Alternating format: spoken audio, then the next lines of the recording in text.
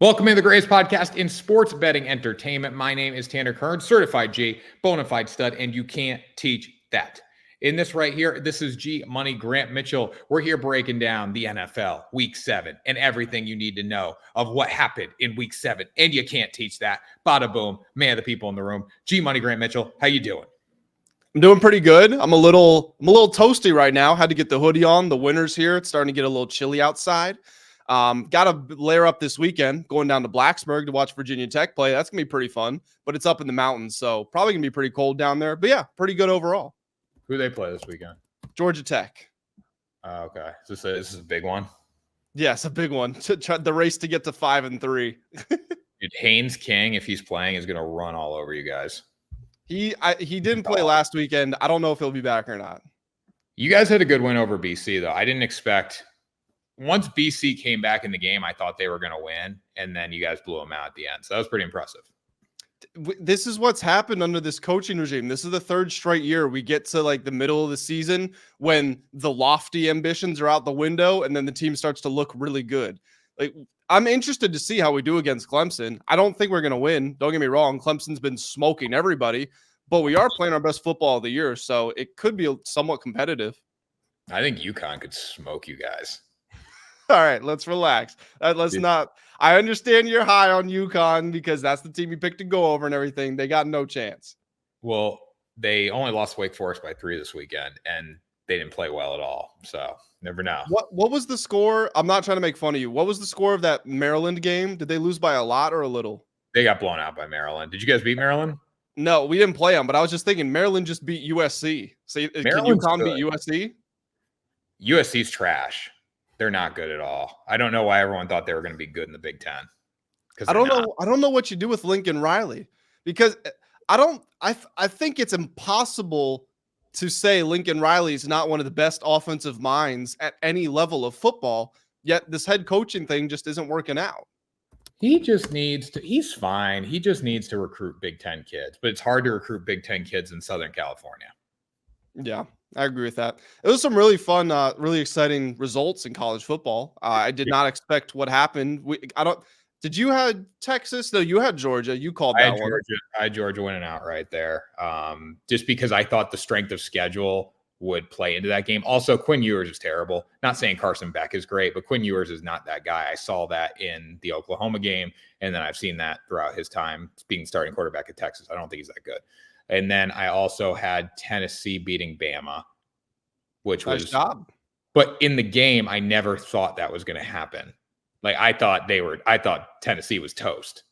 Those were two of the most exciting games that you could watch. Like they had interceptions, fumbles, 2-point conversions, sacks, missed kicks. There was the thing with the crowd at the Texas game.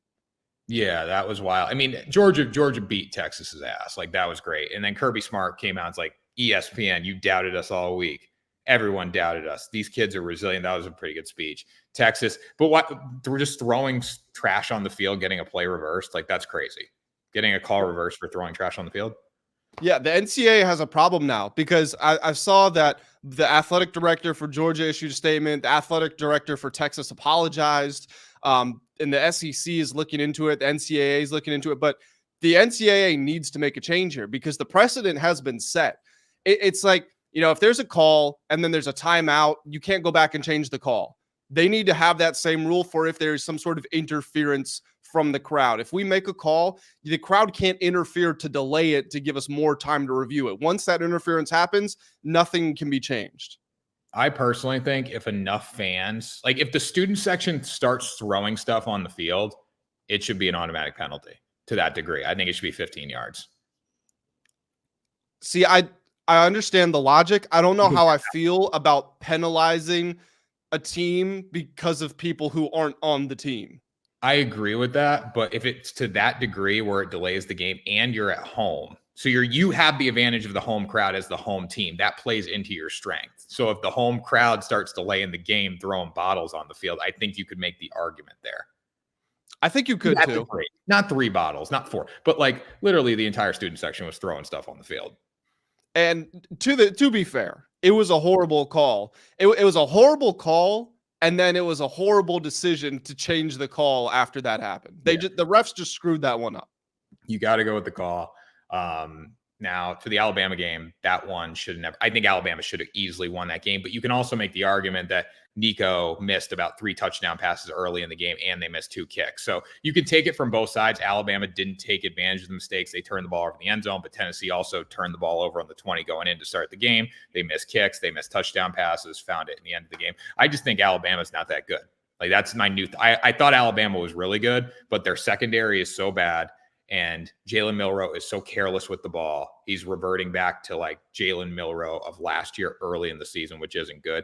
And to top it all off, you have a tough matchup against LSU coming up, which they will probably lose on the road because that matchup is terrible for Alabama since they're so bad in the secondary. I had a friend who went down to watch LSU versus Ole Miss, and he said LSU won that game because they were at home. And he was there in person for it. He said the crowd just changed everything. There were so many penalties that you could tell the communication was off. Every time LSU was down, the crowd had the energy to raise them back up.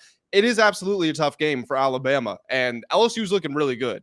I was listening to Joel Klatt's podcast before Alabama even lost to Tennessee. He said LSU is the 3rd best team in the conference. Alabama was 4th, and Alabama just didn't look good. Their defense looks really bad. I was joking with somebody. I said, you know who Alabama should hire as their defensive coordinator? Nick Saban. They could really do with him. Yeah, definitely. I mean, they need something because Kalen DeBoer, right? And Kalen DeBoer is a good football coach. He's won everywhere he's at, but right now you're not in Washington anymore. You're in Tuscaloosa, so the pressure is on. LSU, Texas A&M this weekend. We probably talk about that on Thursday, but should be a fun game. And that really decides who potentially has the easiest path to the SEC championship game. Because if LSU wins and they beat Bama, they're going. I think if Texas A&M wins, they're pretty much a cupcake schedule from here on out. So yeah, if they win, they're a lock for the championship and the college football playoff, pretty much. Yeah, so should be interesting. But we got NFL to talk about. Before we do that, make sure you guys go to WSN.com. Check out the World Sports Network. All the articles, the props, the promo codes, everything you need to know to be a better sports bettor is on WSN.com. Right, Grant?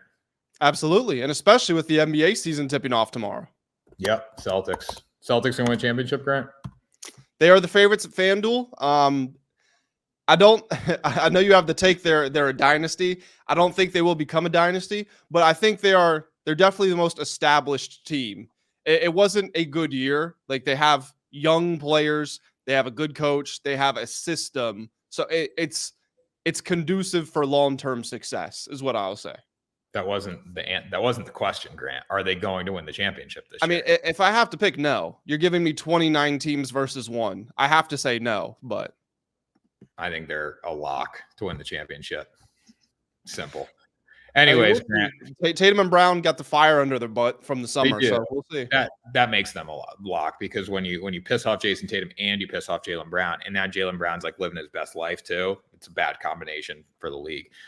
Somebody who's not living their best life, Devontae Adams. I mean, it's got to be, and I know he wanted to play with Aaron, but the fact that you came across the country to go play for the New York Jets. And now, realistically, the Jets losing last night, they have no chance of making the playoffs because they're that bad of a football team. When you get smoked by the Pittsburgh Steelers, who have a great defense, but offensively, the Pittsburgh Steelers should not have been able to do what they did to the New York Jets last night. That was just a lack of preparedness.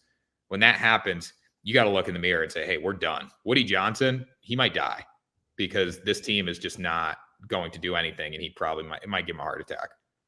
Well, Tanner, I want to propose something here. Maybe they just need one more friend of Aaron Rodgers. One more friend. They're so close. They've already got 10 of his closest friends. Maybe they need to hire his cousin or somebody, get him in there, and that'll be the difference for them. They're terrible. You probably shouldn't have fired Robert Saleh. You should have given the defense was the best. The offense has been awful for years. The defense has been great, and Saleh's a defensive coach. But I don't know what fixes the problem here, because for them to not score in the second half, like to get blown out is one thing, but you didn't even score in the second half. And now your defense had an issue last night. And the fact that everyone had the Jets going to play, not everybody, but like a lot of people were high on the New York Jets. You and me were not.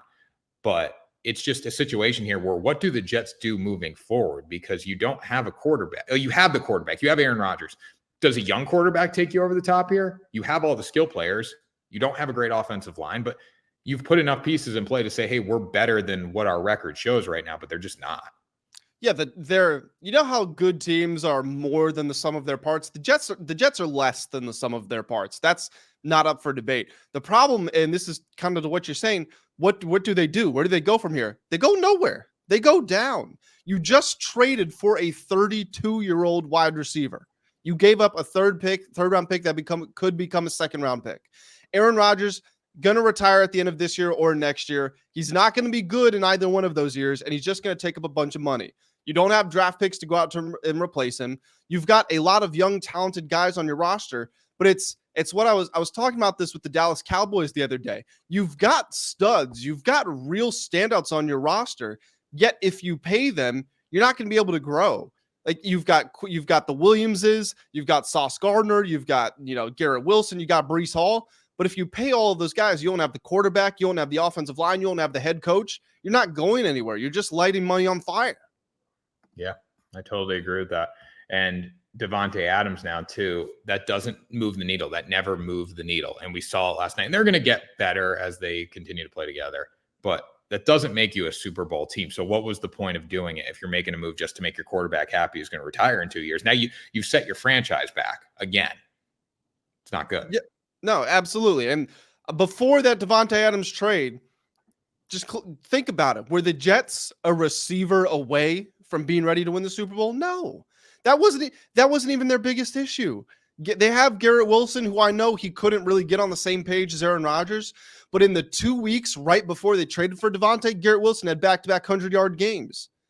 You had Garrett Wilson. Allen Lazard was playing well. That was not the issue. The issue was your play calling. It was your head coach. It was your situational execution. And it was Aaron Rodgers not being Aaron Rodgers. This is the problem. When you try to criticize Aaron Rodgers or any great player, Tom Brady, whoever it is, Patrick Mahomes, it doesn't take away from what they've done. Aaron Rodgers is a 4-time MVP. He's won a Super Bowl. What he is this year is a bottom 10 quarterback in the league. I know he's 5th in passing yards.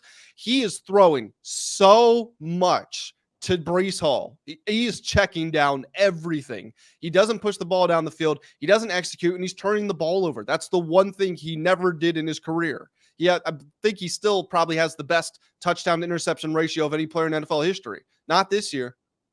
No, it's terrible. And I think the next matchup against New England Patriots is probably the worst possible matchup you could get for them. You can make the case that it's going to be an easy cakewalk, get back on track kind of football game. But if you beat them, you should beat them because they're the New England Patriots. But you also just blew them out earlier in the season when everyone thought that the New York Jets were going to be back. And if you play them tightly now on the road, which it should be a tight game on the road as a divisional game with Drake May playing quarterback now, it makes it a lot tougher for the Jets to win that one. If you don't win this game, then it's like everything's down the drain.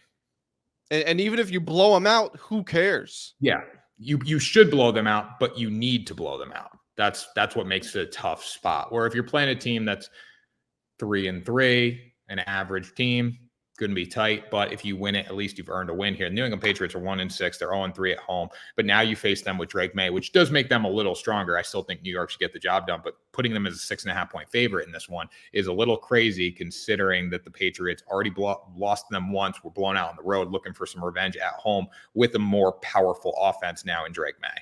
Yeah, and Drake May, we're not going to talk about the Patriots or Drake May on the show, so just a little 20 seconds. He looks good. He looks like he has talent. He looks like he has potential.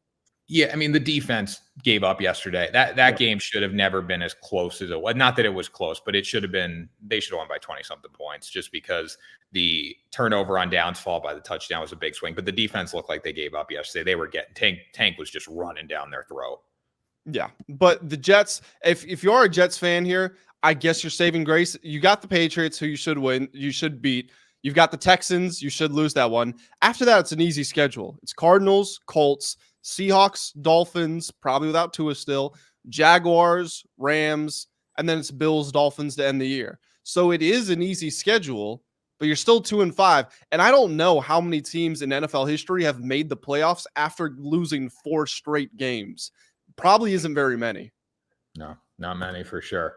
It's going to be tough for them. The Bengals, I think, are going to make the playoffs. If one team like these questionable teams that we talked about with like the Bengals and the Jets has a chance of getting in, it's the Cincinnati Bengals getting better on defense, looking good on offense. The Jets are going to fight for their lives to have a chance to even sniff the postseason. Yeah. You want to talk about Russell Wilson here? Because it was pretty controversial that they decided to bench Justin Fields, and it ended up working out for him.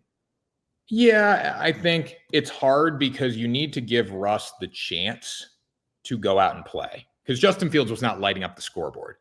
But if you go from Russell Wilson and then you go back to Justin Fields, you can't go back to Russell. So you need to go out and give Russell the chance to go earn his stripes. He was injured. He was your intentional starter. This is the guy that you signed to start, and you're paying him. I don't know. What's the deal with the contract? They just took over the contract, right? Yeah, they're not paying him much. Okay, but he is the guy that you intended to start if he was healthy. So I think you need to give him the opportunity to start. Yeah, it was a weird first half because a lot of his balls were underthrown. He didn't really look in rhythm. They messed up a 2-point conversion, but he still finishes with a great stat line: 264 yards, 2 touchdowns, no picks. For me, it was less about Russ, and it was more about this is just the most complete game the Steelers have played all year. The defense was awesome. Obviously, you hold the Jets to 15 points. You forced 2 interceptions. The running game, Najee Harris ran for more than 100 yards by himself. They had 150 as a team.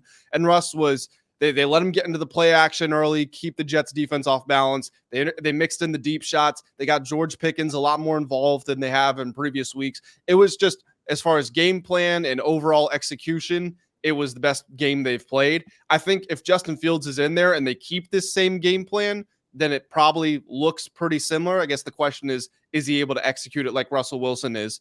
I expect to see Russ in the lineup next weekend. And then if he's horrible, maybe they go back to Fields, but maybe he's just their starter for the rest of the year. And there's nothing wrong with that either. You look at the ages of these guys. So Justin Fields is 25 years old. Russell Wilson is 35 years old. Yeah. So realistically, Russ could play till he's 38. You could sit Justin for 3 years, have him learn, and he could be your quarterback of the future.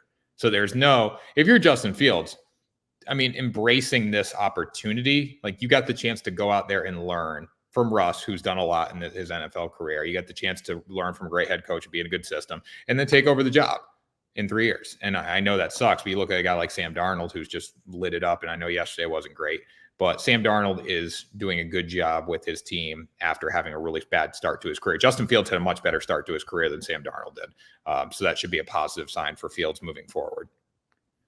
The question for me here is looking ahead at the playoffs. Despite the Steelers being 5-2, I expect the Ravens to win that division. Are we in agreement on that? What are the Ravens? They're 3 losses right now? They're 4-2. They're a half game behind. Yeah, they're going to win that division. No problem. So let's look at the AFC here. So you've got the Chiefs, Texans, we'll say the Ravens, and the Bills. Those are the 4 division winners. After that, the Steelers are getting in. The Steelers and the Ravens are getting in. Forget about the order. Then you've got the Chargers are competing for a spot. The Bengals are probably competing for a spot. That leaves you one. No, I'm sorry. Let's say one team between the Chargers and the Bengals gets the 6th seed. Now with the 7th seed, you've got the Colts, the Broncos, I guess the Dolphins and the Raiders and the Jags and the Jets all fighting for that spot. You might say the Jets are the best of all of those teams, but they are only 2-5. And are they really better than those teams? Can you count on them? I don't think you can. No, probably not. I would say like the wildcard teams are going to be Steelers, Chargers. I would think Bengals. Steelers, Chargers, Bengals, or Steelers, Bengals, Colts. It's going to be one of those teams. The Broncos look good. I do think they'll eventually fade when they get into the hard part of their schedule, harder part of their schedule. Dolphins aren't good. Raiders aren't good. Jets are struggling right now, which they should get in. Like when you look at just talent, but they're not good right now. Jaguars aren't good. Titans aren't good. Browns aren't good. Patriots aren't good. So it's a pretty wide open wild card race. There's 4 teams for 3 spots, really. 5 teams for 3 It's spots. so funny because I think the top end still goes to the AFC, but as far as depth, like the strength of the middle teams, the NFC is actually better than the AFC this year, probably. Yeah, I agree. Like Vikings, Packers, Bears, Eagles, Falcons, Cowboys, 49ers aren't even in the playoffs right now. Cardinals are an average football. I know they're 2-4, but they still have like their upside is a lot higher than teams in the AFC. So the NFC playoffs, I think, will be tougher. There's a lot more mid in the NFC, but that also opens up the door for more teams to win it. Like the Lions look like the clear cut should win the NFC right now, but there's a lot of talented teams there that could make a little noise. If Aiden Hutchinson was healthy, I would say the Lions are winning the Super Bowl this year. Yeah, and even without him healthy, I still think they can make a run just because of the talent around them. Unless Christian McCaffrey comes back and super healthy by the end of the season, and I don't know what the severity of Brandon Ayuk's injury was yesterday. It looked nasty. They think it's a torn ACL. Yeah, that's what it looked like. So I would count them out probably right now the way they look, unless McCaffrey can come back and light the world on fire. And the Commanders with the rookie quarterback, they look great, but I don't see it. I don't see the Buccaneers right now, the Seahawks, the Vikings. Like Sam Darnold's not that good. Sorry. He's not. No. He's benefiting from a really good defense. He's a good game manager. He's not good enough to go win a Super Bowl. So I would say the Lions look like the clear-cut favorite right now. Yeah, this is what I was saying. AFC, the Super Bowl winner, very good chance it comes from the AFC. But if I'm feeling like teams 4, 5, 6, 7, 8, there's more choices in the NFC than the AFC. The Super Bowl winner right now is the Chiefs, the Bills, Ravens. Chiefs, Bills, Ravens, not the Texans. That's what I was debating there. Or the Lions, the 49ers. Lions, That's 49ers. That's the 5. It's not the Niners either. I think the Lions are the only hope in the NFC, I think. But you got to pick more than one because it's hard to roll right through unless you're the Chiefs. So I think it's Chiefs Lions would be a cool Super Bowl. I really don't want to see the Chiefs go back again. And I think the Ravens might get the best of them in the playoffs, or who knows? Maybe the Bengals. If they get a chance, the way Joe Burrow's playing, they can beat the Chiefs. They play the Chiefs better than anybody. No matter what is going on with their season, they always play them well. So they're worth maybe a little sprinkle just because of that. But I would say that the Ravens or the Chiefs right now, or the Bills, are definitely the favorite in the AFC, and that's against the Lions. Speaking of the Chiefs, by the way, 6-0, despite Patrick Mahomes playing the worst football of his career. I don't know how he's the favorite for the MVP. Like it's got to drop at some point just because he's thrown more interceptions than like Will Levis at this point. He's leading the league. He leads the league in interceptions. So it's crazy to think about, but that's where we're at. The books have so much respect for him because if he starts turning it up and they are undefeated, he probably makes a run at the MVP, but you can't give it to him right now. Even he's become the best winner. He's not the most talented stat guy by any means. Last year, Lamar Jackson won the MVP, and we all said it's because of the way he's playing, not his stats. It's about how he controls the game, how he influences the game. He still had 29 touchdowns and 7 interceptions. He had 3,700 passing yards, 800 rushing yards. If you're trying to make the case it's about what Mahomes is doing, not the stats, you can't look at Lamar last year because Mahomes is 6 touchdowns, 8 interceptions. Lamar was 29 touchdowns, 7 interceptions. This is something completely different. I think Mahomes is the best player we've ever seen. Not the most accomplished, but I think he is the best. And there's no doubt that he's the best player in the league right now. But he has not been a top 10 quarterback this year. He probably hasn't been a top 12 quarterback. His defense is carrying him. And he makes plays in winning moments. And that's what you have to give him. That's where his respect comes from. But as far as actual MVP, the ability to elevate a team, it's not him. It's if we're talking about straight value, take even the best out of it, just who's the most valuable, Jaden Daniels, Jared Goff, Saquon Barkley, Lamar, all these guys are doing more for their teams than Mahomes is doing for his. But he doesn't have to do it because that's the style of play they're putting him in. If you need Mahomes to go sling the ball for 300 yards every game, he could probably do that. That's a strategy they could take, but they don't have the talent to do that. Like his job is to just win football games. And you could say the same thing about like Travis Kelce. Kelce's made some big plays, but he's taking up so much attention from defenses that other guys are making plays, even though he hasn't done anything this season. So this is just the new evolution of how the Chiefs are winning football games. And it's working, obviously, because they're 6-0. Yeah, it's a testament to them. Mahomes is malleable. That's what you always want from your superstar. That's why Aaron Rodgers is so different from some of the other greatest quarterbacks in NFL history. He's not malleable. He needs it his way, with his guys, with his style. Remember when the Packers hired Matt LaFleur and Rodgers was trying to get him fired right after he got hired because he changed the playbook, he changed the audibles and all this? He needs it done exactly his way. Tom Brady spent, however, was it 18 years in New England, goes down to Tampa Bay, which is, as far as environment, the complete opposite, and wins a Super Bowl in his first year. You know, Peyton Manning leaves the Colts, goes to the Broncos, wins a Super Bowl. Joe Montana gets to an AFC championship game with the Chiefs. That's what you're seeing with Mahomes. The fact that he could go from somebody who in his first year as a starter threw for 50 touchdowns, he's thrown for more than 5,000 yards in 2 seasons, and now he's okay. I don't think he's okay, but he's able to play poorly and still keep his team undefeated. It is a credit to him. I don't think it makes him the MVP, but it is a credit to him.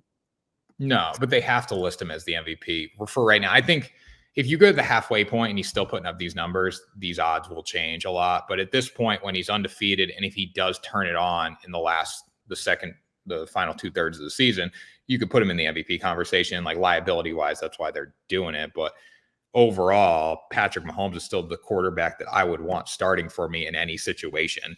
I don't want Jaden Daniels. I don't want Lamar Jackson. I mean, Joe Burrow, you can make the argument sometimes against Patrick Mahomes. You'd want him. But overall, I'd rather take Patrick Mahomes making plays on 3rd down when he needs to than putting up big numbers because it's still resulting in wins. What do you think of him running up the sideline on that scramble? You seen the controversy around that? I didn't see the controversy. I was thinking, why wasn't his head taken off by the 49ers defense more than anything? That's exactly what it is. Basically, people are saying defenses have been conditioned not to hit the quarterback when they're on the sideline because it's going to be a penalty. And Mahomes, he does this a lot. Especially in the playoffs, he runs to the sideline and doesn't go out. You got to make him go out. That's what it comes down to. You got to push him. I don't know. You got to do something. I don't think that's a controversy there. You can't come in and clean his clock, but he's not trying. When he's on the sidelines, if you're coming in full speed, now he did run the dude over for San Francisco, who was laying the wood yesterday. That was pretty impressive. But for the most part, Patrick Mahomes on the sidelines, and you have a 6'2", 240-pound linebacker coming full speed at him, ready to take his head off, he's going to get out of bounds. So you got to be able just to push him out. I remember in the Ravens game against the Commanders, there was a play where Lamar, it was like 3rd and something, 4th and something. He was he had scrambled to the outside. He was going to the sideline. He was probably like a half yard away from the 1st down, and he was slowing down, but it's a half yard for a 1st down. And this was late in the game in the 4th quarter. A Washington player, I think it might've been Sainris still, the rookie corner, came up and clocked him and knocked him out of bounds.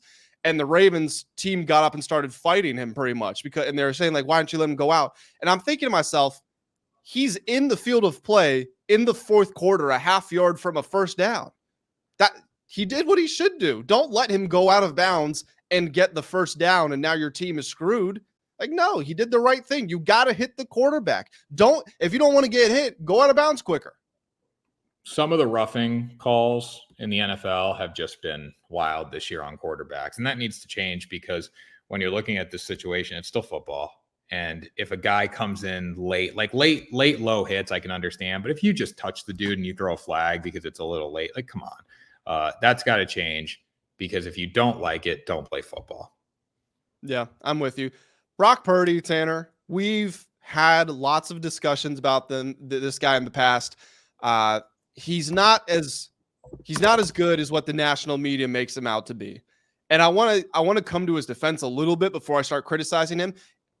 Debo was out, Ayuk was out, McCaffrey's out, Jawan Jennings is out. I get it.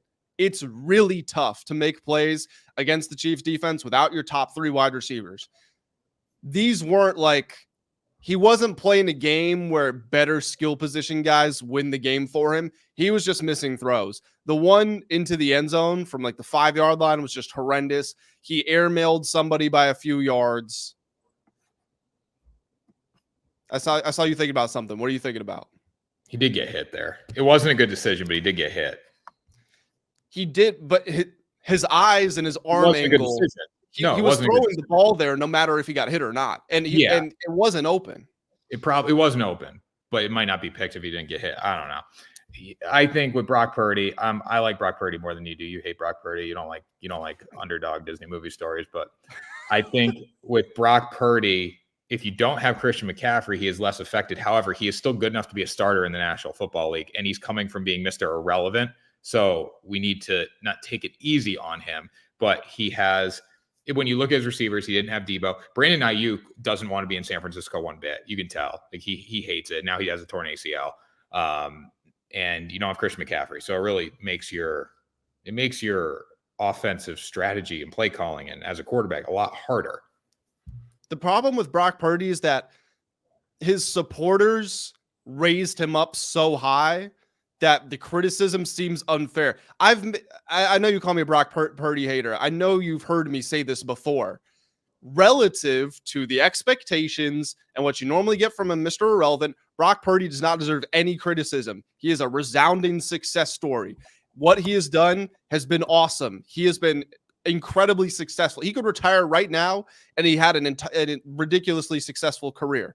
But because he finished top 4 in MVP voting, because the national media put him into this conversation, is he a top 5 quarterback in the league? That subjects him to more criticism. Yeah, I agree. He's getting treated like a first-round quarterback. But when you look at first-round quarterbacks over the years, we can't talk about anyone this year, but Bryce Young, he's been better than CJ Stroud. No, I mean, yes, no. CJ Stroud's a playmaker, but again, Brock Purdy's won. Anthony Richardson, he's done more than Anthony Richardson. Anthony Richardson needs to start doing some tight end drills. Anthony Richardson's not good. Yeah. Kenny Pickett, he's done more than Brock Purdy's probably I don't have a list. Off the top of my head, I would say Brock Purdy's about the 13th best quarterback in the league. Yeah, which is really good considering like the 2021 draft class. Mac Jones is a backup, Justin Fields is a backup, Trey Lance is a backup, Zach Wilson is a backup, and Trevor Lawrence is better than the Jaguars are showing, but he's still. If Trevor Lawrence was on the 49ers, I have a hard time believing he wouldn't do the same thing Purdy's doing. Yeah, I agree with that. And because Trevor Lawrence is still good. Like, I don't want to say he's not. Yeah, he's been in a horrible situation since he got drafted. It was the Urban Meyer fiasco. They had 1 year, and that's when they won the playoff game. And that's the thing. Trevor Lawrence is like low-hanging fruit right now. He throws a beautiful ball, and now that he has Brian Thomas Jr., you're seeing that develop. The offense is making plays. It's just the team around him is so bad, and I don't think Doug Peterson's doing a good job coaching these guys either. They look so disconnected. They do. I mean, Trevor Lawrence, 1,500 yards, 9 touchdowns, 3 picks. He's 8th in QBR. He's been good enough to win games. Yeah, but so what's your final stance on Brock Purdy here? Like, it obviously wasn't a good game, but it wasn't a good game. But Brock Purdy gives you a chance to win week in and week out. So you're going to have bad games. You know, I think that's a fair take. I think that's reasonable. It's in the middle. It's just the problem is just he's been elevated so highly that it's almost become politics. Like, you have to have one extreme opinion of him or one extreme opinion of the other. You can't balance it out in the middle. He needs talent. He needs some talent too. I mean, considering he's 2nd in passing yards and Brandon Ayuk hasn't done anything this season. He doesn't have Christian McCaffrey. Like, that's pretty impressive no matter how many times you're throwing the football per game. Well, he was. I don't know if he still is, but going into last week, he was leading the league in yards per attempt. Yeah. I mean, and that's without Brandon Ayuk has literally done nothing for the San Francisco 49ers this season. This is a classic case of why, if you're a receiver, you get the contract because, thankfully he got it and he gets injured. But at the same time, like, he did kind of screw the 49ers because he didn't play at the start of the year. He comes back out of shape and now he's gone for the year. Yeah, and you could tell just his attitude in practice, like coming out in the different shorts, arguing with Kyle Shanahan, like holding out. He doesn't want to be there. And now this obviously happened. One thing I do want to hit on before we sign off here for like the last 2 minutes, Deshaun Watson getting booed. Someone put the "You deserve it" chant, like the WWE "You deserve it," like when John Cena or whatever wins the title. Someone put that to the audio. I thought that was real for a second. However, it wasn't, but people still like booed him when he was walking off. I thought Jameis said a lot of good things. I thought Myles Garrett calling him a model citizen was probably not the best way to say it. However, I don't know. Like, what's your thoughts on him getting booed? It's a hard situation. Well, Myles Garrett said he was a model citizen for most of his career. And Most of his career, I saw someone reply that said Abraham Lincoln enjoyed most of the play, which I thought was pretty funny. What do I think? LeBron actually this morning, right before we started recording, tweeted like, Cleveland, I love y'all, whatever, but it's not right to boo an athlete when they're injured, especially a guy who's going out there risking it all for you. That part, yes. Deshaun Watson has gone out there, risked his body, risked his health. You don't boo that. But I don't think the Cleveland fan base was booing that. I think they were booing a combination of kind of the entitlement that's been seen from him playing so poorly and also not being benched, combined with the off-field allegations. If those never happened, he's probably not booed. I don't think the booing had anything to do with the off-field accusations. I think if the Browns were 6-0 right now and he was in the MVP running, they would be crying that he was limping off the field. I don't think I don't, again, it doesn't, what he did was very bad, but the booing yesterday had nothing like that, just makes it worse. And that puts him in a tougher position to perform. But if the Browns were a really good football team and he was a star caliber quarterback and it looked like, hey, he was going to be solid, nobody would care what happened off the field booing wise. They'd be more worried about him losing the football, like losing their starting quarterback. Yeah, I mean, you might be right. What's funny? That was the best game he's played in a Browns uniform. He was 13 of 15 for like 160 yards in the second quarter. Yeah, you don't have it. And it's officially now after the Achilles, it's the worst. This is the worst contract in professional sports history, I think. How old is he? 28, 29? Yeah, 29. He'll never play again. That's the thing. Like, think about what's happened to this football player. He wasn't the reason Clemson rose, but he kind of got them over that barrier of like getting to the championship games. He's always in the Heisman running. He's a top 5 quarterback with the Houston Texans, tears his ACL. All the allegations come out, has shoulder problems, back problems, is awful, gets $250 million, tears his Achilles, all by the time he's 29. He has gone from being a top 5 quarterback in the league to, like you said, he will probably never start again, all by the time he's 29. If I was him, I would never even try to play again. I'd call it a career. Well, nobody, even if he comes back and plays well, which is a very large if, because as we know, Achilles is the worst injury an athlete can suffer, and he was one of the worst quarterbacks in NFL history. If you look at his numbers from this season, even if he comes back and plays well, who's going to support him? People don't like him. People want him to fail. Yeah, no, I agree. And the booing, it is what it is. It's a hard situation. Like Deshaun, you shouldn't have booed him when he was hurt, but he probably shouldn't have gotten that many, tuggies. So it's like you can make the case on both sides, man. Like he shouldn't have done what he did. So it's like karma just comes around. And the Browns fan base also probably feels robbed because they were on the verge. Like Baker won a couple playoff games for them. Last year, they had that incredible defense. Flacco got them to the playoffs. Deshaun got $250 million to show up in town and basically wreck the franchise. Yeah, now they're done. Like cap space wise, they're in trouble. And then also too, I don't think the Browns fan base booed him when he came back. I could be wrong about this, but I don't think, was it super hostile when he came back? I think people were excited about him coming back. I don't remember, to be honest. I don't remember, but I feel like you'd be excited about, okay, well, now our $225 million quarterback is finally back. All the allegations are behind him, and then he just can't play. Yeah, and it was like he would play for a week, and then he had to come out, and he played a quarter, and then he was out, and it was almost like Brett Favre, not with retirement, but with injuries. Like, we don't know if he's going to play this week. Oh, now he's back. Now he's gone again. Yeah, definitely. All right, Grant, take us out of here. Guys, that's going to do it for this episode of Ride the Line. Tanner and I appreciate you all joining us. Do us a favor, hop in the comments. We didn't even talk about it, but let us know who's going to win on Monday Night Football tonight. Make sure you hit the like button, hit the subscribe button as well. We will catch you all in the next episode of Ride the Line.